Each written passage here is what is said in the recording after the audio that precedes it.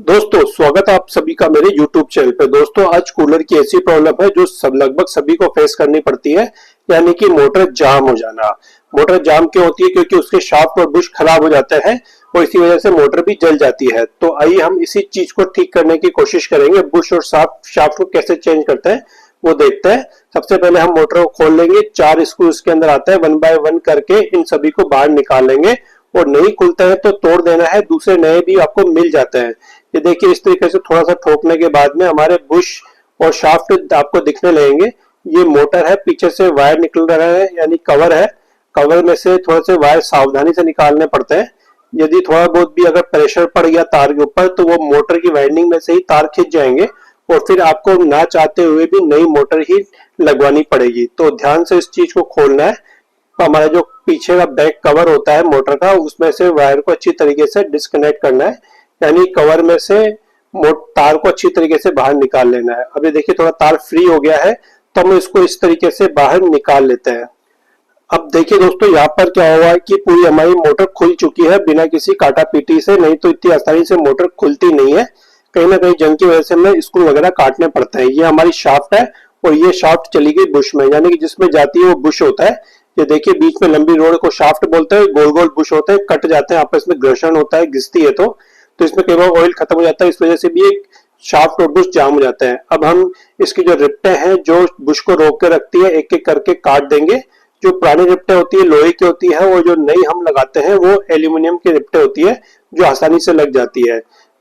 पहले जो फिट की हुई होती है वह मशीनों के द्वारा फिट की गई है। अब हम इसको मैन्युअली फिट करेंगे बुश को। ये देखिए बुश इसके अंदर इस तरह लगा देंगे और बीच में आपको एक व्हाइट कलर का नमदा दिखता है, ये रुई का बना हुआ होता है जिसके अंदर हम अपनी ऑयल इसमें भर देते हैं ताकि वो धीरे धीरे ऑयल हमारे बुश में जाता रहे और स्मूथली चलता रहे और आपस में किसी घर्षण की वजह से घिसे ना, क्योंकि ऑयल बीच में आ जाता है और स्मूथली वह चलता है।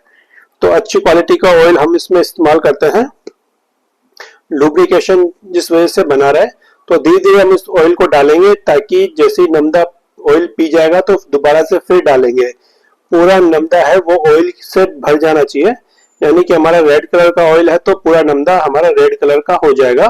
बिल्कुल भी कंजूसी ना करें, इसी वजह से हमारी मोटर ज्यादातर खराब होती है कम ऑयल डालने की वजह से। अब देखिए ऊपर की स्प्रिंग लग चुकी है, ये प्रेशर देके रखेगी हमारे बुश को नीचे की तरफ और ऊपर इसके छोटा सा कवर लग जाएगा और इसके अंदर 6 रिप्टें आपको लगेगी।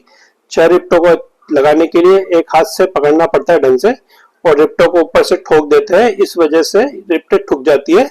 और इसी तरीके से हमारी की 6 रिप्टें हैं वो उनको अच्छे तरीके से ठोक देते हैं, यानी कि जाम कर देता है। अब हमारे लग चुका है हमारा बुश और ये हमारी शाफ्ट है, इस तरीके से इसको निकाल लेते हैं और नई शाफ्ट इसके अंदर लगा देता है। शाफ्ट कितनी अंदर रहेगी कितनी बाहर रहेगी ये हमें पहले से ही मेजरमेंट कर लेना है, क्योंकि पुरानी जो शाफ्ट निकलती है उतनी ही हमें इसको ऊपर की तरफ रखनी है।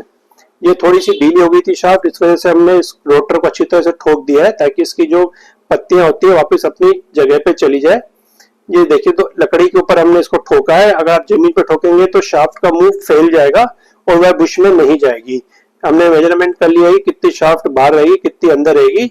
अब ये लगभग हमारा काम हो चुका है बुश और शाफ्ट का। अब यहाँ पे हम इसको फिटिंग करेंगे। दोस्तों फिटिंग हमने जिस तरीके से खोला था सेम उसी तरीके से हम अपनी मोटर को फिट करेंगे। यहाँ पे सबसे पहले हम नीचे का कवर लगा लेते हैं क्योंकि यही हमें प्रॉब्लम करता है। ऊपर के कवर को हम बाद में लगाएंगे। अच्छी तरह इसको ठोक लेते हैं। ठोकने से पहले आप देखिए कि इसकी जो स्क्रू जाने की जगह होती है वो आर पार जा रहे हैं या नहीं जा रहे हैं, क्योंकि मोटर से होते हुए स्क्रू निकलेंगे, बाद में पता चलेगा कि ये हमने गलत फिट कर दिया है। ये देखिए दोस्तों ये पाइप है इसका छोटा सा और ये दोनों तरफ लगते हैं 1 बाय 1 करके। उसके बाद में जो मार्जिन बचता है वह वहां पे हम पतले वाले बुश लगाते हैं। ये देखिए दोनों तरफ अब हम थोड़े थोड़े बुश लगाएंगे, यानी बुश को रोकने के लिए ये छोटे छोटे वाशर होते हैं। यह रोटर को ऊपर कितना रखना है और कितना नीचे रखना है उसको डिसाइड करता है। थोड़ा सा ऑयल लगा लेता है ताकि स्मूथनेस बनी रहे। सबसे अच्छा रोल इसके अंदर ये होता है कि आपके जो छोटे छोटे वाशर होते हैं वो मोटर को, कई बार रोटर ऊपर रह जाता है तो कई बार नीचे रह जाता है स्टेटर के, तो स्टेटर और रोटर के बीच में जो भी, यानी दोनों आपस में बराबर होने चाहिए। इस वजह से हम यहाँ पे छोटे छोटे वाशर का इस्तेमाल करते हैं। रोटर ऊपर रहता है तो हम नीचे के वाशर निकाल लेते हैं और वो रोटर नीचे रहता है तो हम ऊपर के वाशर निकाल लेते हैं, यानी कम ज्यादा कर लेते हैं उसको। तो अब ये हमारे रोटर के वाशर हमने चेक कर लिया है कि सही डायरेक्शन में है और ना तो ऊपर है ना नीचे है। अब हम इसके ऊपर वाला कवर होता है वो लगा देंगे, अच्छी तरीके से स्मूथ देख लेते हैं सही तरीके से घूम रहा है नहीं घूम रहा है, क्योंकि कई बार ठोकने की वजह से शाफ्ट थोड़ी बहुत फैल जाती है। तो उस कंडीशन में ये शाफ्ट फैल चुकी है तो आपको उसके अंदर नई शाफ्ट लगानी पड़ती है, पुरानी का हम कुछ भी नहीं कर सकते हैं। थोड़ा सा गैप ज्यादा हो गया था तो ऊपर वाशर और लगाने पड़ेंगे, क्योंकि जो मोटर की जो रोटर में होता है वो प्ले ज्यादा हो जाता है।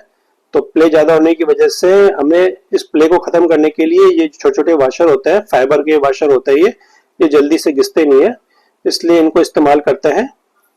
ये देखिए दोस्तों, हमने इसको ऊपर मोटर को फिट कर लिया है। अब हम शाफ्ट को देखेंगे सही तरीके से फिट हुई या नहीं हुई। अब हम छेद मिला लेंगे आपस में, यानी कि दो कवर होते हैं इसके ऊपर नीचे, उनके छेद मिला लिए है। अब हम अपने स्टेटर लगा देंगे इसके, यानी इसको स्क्रू बोलते हैं, पेच स्क्रू, ये चारों लगा लेंगे और थोड़ा सा ऑयल लगा देंगे ताकि नेक्स्ट टाइम जब ये इनको खोलेंगे हम तो टूटे ना, आसानी से खुल जाए। तो ये इस तरीके से चारों इसकी ढेबरियां होती है वो इसके अंदर लगा दी गई है, और लगाने के बाद में अच्छी तरीके से टाइट करेंगे, और टाइट करने के बाद में देखेंगे मोटर जाम तो नहीं है। अगर मोटर जाम है तो इन जो 4 स्क्रू लगे हुए हैं इनको आगे पीछे करके ढीले करके टाइट करके इसका बैलेंस बनाएंगे।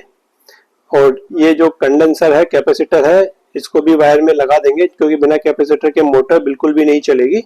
अच्छी तरीके से टेपिंग कर देनी है, क्योंकि कई बार बाद में यह करंट मारती है, तो टेप करने के बाद में ही हम इसको स्टार्ट करेंगे। ये हमने स्टार्ट करने के लिए डायरेक्ट हम इसको स्विच बोर्ड में लगाते हैं। ये देखिए दोस्तों, अच्छी तरीके से चालू हो चुकी है, बिना किसी आवाज के स्मूथली चल रही है। अब ये मोटर की लाइफ बढ़ चुकी है, जितनी पहले थी उतनी ही और चलेगी। अगर ये कॉपर की वाइंडिंग है तो आपकी मोटर की लाइफ मतलब कि पहले जैसी हो गई है, डबल हो चुकी है आपकी मोटर की लाइफ। तो हमने इसको अपने कूलर में फिट कर दिया है, हम चला के देखते हैं। बहुत ही बढ़िया इसने हमको रिजल्ट दिया है। आपको कुछ भी पूछना है तो आप कमेंट्स बॉक्स में जाके लिख सकते हैं। वीडियो देखने के लिए धन्यवाद।